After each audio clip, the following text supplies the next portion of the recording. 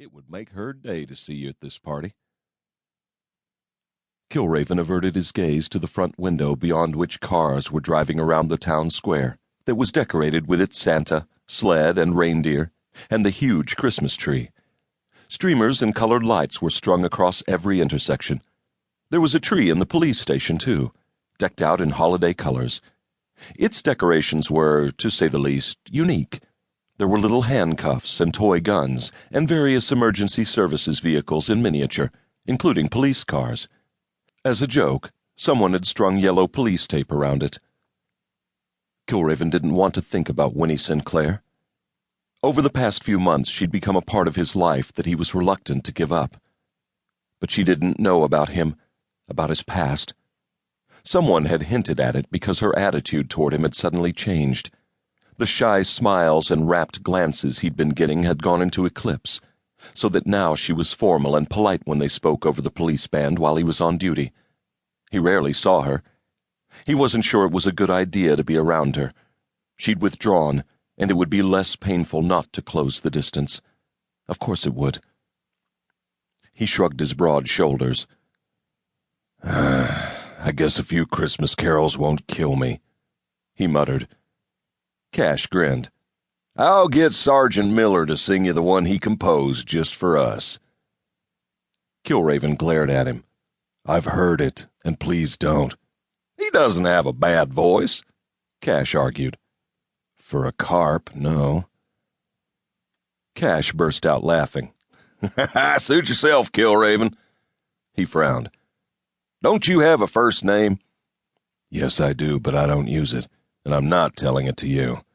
I'll bet payroll knows what it is, Cash mused. And the bank. They won't tell, he promised. I have a gun. So do I, and mine's bigger, Cash returned smartly. Listen, I have to do concealed carry in my real job, he reminded the older man. And it's hard to fit a 1911 Colt 45 ACP in my waistband so that it doesn't show. Cash held up both hands. I know I used to do concealed carry too, but now I don't have to, and I can carry a big gun if I want to. At least you don't carry a wheel gun, like Dunn does. He sighed, indicating Assistant Chief Judd Dunn, who was perched on the edge of his desk talking to a fellow officer, with a .45 Ruger Vaquero in a fancy leather holster on his hip. He belongs to the Single Action Shooting Society, Cash reminded him, and they're having a competition this afternoon. He's our best shot. After me, Kilraven said smugly. He's our best resident shot, came the reply. You're our best migrating shot. I won't migrate far, just to San Antonio. Kilraven's silver eyes grew somber. I've enjoyed my time here. Less pressure. Cash imagined part of the reduced pressure was the absence of the bad memories Kilraven still hadn't faced. The death of his family 7 years ago in a bloody shooting, which brought to mind a more recent case, a murder that was still being investigated by the sheriff's department with some help from Alice Mayfield Jones, the forensic expert from San Antonio, who was engaged to resident rancher Harley Fowler. Have you told Winnie Sinclair about her uncle? Cash asked in a hushed tone, so that they wouldn't be overheard. Kilraven shook his head. I'm not sure that I should at this stage of the investigation. Her uncle is dead.